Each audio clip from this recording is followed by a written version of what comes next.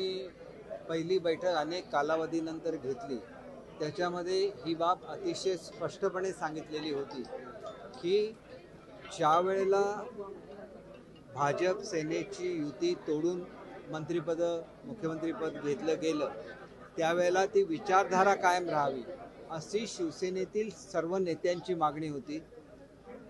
उद्धवजींची आणि पंतप्रधान महोदयांची जी मीटिंग घडली ती घडवण्यामध्ये माझा फार मोठा वाटा होता। त्यामध्ये सुद्धा त्यांनी कबूल केलेलं होतं की आपण मुंबईत गेल्याबरोबर महाआघाडी महाविकास आघाडी बरखास्त करू आणि युतीची स्थापना महाराष्ट्रामध्ये करू। त्यांनी आपला शब्द पाळला नाही। याच्यानंतर आदरणीय शिंदे साहेबांनी किमान 4-5 वेळा त्यांना ह्याची आठवण करून दिलेली होती आणि त्याच्यामुळे त्यांनी ज्या वेळेला आपलं अजिबात ऐकलं जात नाही हे आमदारांच्या लक्षात आलं, त्यांच्यावर अन्याय व्हायला लागला आणि ज्यावेळेला ते जायला निघाले त्यावेळेला मात्र शिंदे साहेब तुम्ही मुख्यमंत्री व्हा, मी खाली उतरतो, हे जे काय सांगितलं गेलं त्यावेळेला शिंदे साहेबांची भूमिका अतिशय स्पष्ट होती की महायुती होणं महत्त्वाचं आहे। तुम्ही मुख्यमंत्री राहिलात तरी चालेल, परंतु महायुती झाली पाहिजे।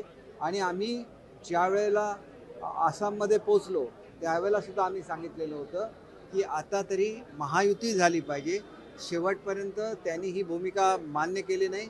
इथं मात्र दिल्लीला निरोप पाठवत राहिले की मला तुम्ही आपल्याबरोबर घ्या। म्हणजे एकीकडे शिंदे साहेबांची बदनामी करायची, ही जी काही दुहेरी भूमिका आहे ही सुद्धा लोकांच्या समोर येणं आवश्यक आहे। आणि म्हणून दर 2 दिवसानंतर माझ्या पत्रकार परिषदा होतील।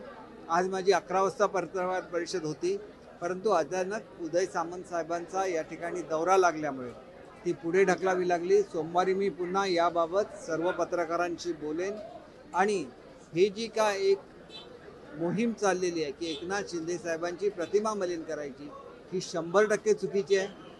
पक्षाच्या भूमिकेबरोबर बाळासाहेबांच्या भूमिकेबरोबर ते कायम राहिलेले आहेत आणि त्यांनी हा लढा कायम ठेवला, म्हणूनच महाराष्ट्रातल्या जनतेने त्यांना स्वीकारलं, शिवसेना पक्षाला स्वीकारलं आणि 60 पेक्षा अधिक आमदार हे आमचे निवडून आलेले आहेत। त्याच्यामुळे एकनाथ शिंदे साहेबांना बदनाम करण्याचा हा प्रयत्न आता थांबला पाहिजे असं मला ठामपणे वाटतं।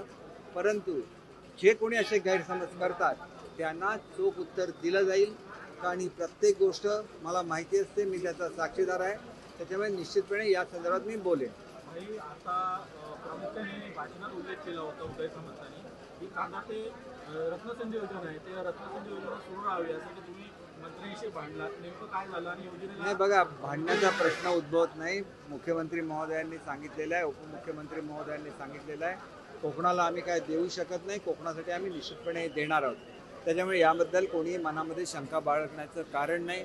आणि मी आपल्याला विशेषतः सांगतो की फडणवीस साहेब असतील, शिंदे साहेब असतील, ह्या बाबतीत ठाम आहे आणि दादांचंही त्यांना कोकणासाठी काहीतरी झालं पाहिजे याबाबत आमचे तिन्ही नेते ठाम आहेत।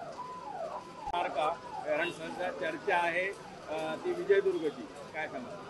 एक गोष्ट अशी आहे की असे ज्यावेळेला विषय असतात त्यावेळेला समन्वयाची भूमिका घ्यायला लागते। या संदर्भात आम्ही चर्चा करू आणि योग्य जे ठिकाण आहे त्या ठिकाणी होईल। प्रत्येक ठिकाणी पर्यटन वाढलंच पाहिजे, याच्याबद्दल दुमत काही नाही। ज्या ठिकाणी ज्या प्रकारे पर्यटन वाढू शकेल त्या प्रकारे वाढवलं जाईल आणि त्याच्यासाठी आम्ही पालकमंत्र्यांच्या बरोबर राहू। जिथं कुठे काही निर्णय चुकीचे होत असतील किंवा काही निर्णयांमध्ये त्याचा पर्यटनाला वापर होणार नसेल तर त्याच्यावर आम्ही चर्चा करू, परंतु कुठल्याही परिस्थितीमध्ये जिल्ह्यामध्ये आम्ही मतभेद व्हायला देणार नाही। कारण हा तुमचा ड्रीम प्रोजेक्ट होता, करून घेतला, तो मंजूर आहे, पाणबुडी मंजूर आहे आणि कोरालसुद्धा हे निवती बेटाच्या इथंच आहे। ही सगळी वस्तुस्थिती आहे, याच्यावर आम्ही चर्चा करू।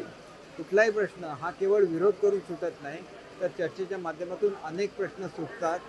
देवगडच्या जवळ त्या काळामध्ये सी वर्ल्डचा प्रकल्प प्रस्तावित केलेला होता, त्यालासुद्धा आता गती देण्याची आवश्यकता आहे, कारण सी वर्ल्ड हा 450 कोटी रुपयाचा प्रकल्प आहे आणि कुठल्याही स्कुबा डायव्हिंगपेक्षा तो अधिक महत्त्वाचा प्रकल्प आहे। आणि त्यांनी ह्या तालुक्याचं नाव, देवगड तालुक्याचं नाव हे सर्वत्र होईल। आणि आपण बघितलेलं आहे की जो आपण आरमारी सृष्टी तयार करतो ती सुद्धा आपण देवगडलाच तयार करतोय आणि त्याच्यामुळे देवगडचा सुद्धा विकास झाला पाहिजे पर्यटनदृष्ट्या, याबद्दल माझं सुद्धा दुमत आहे।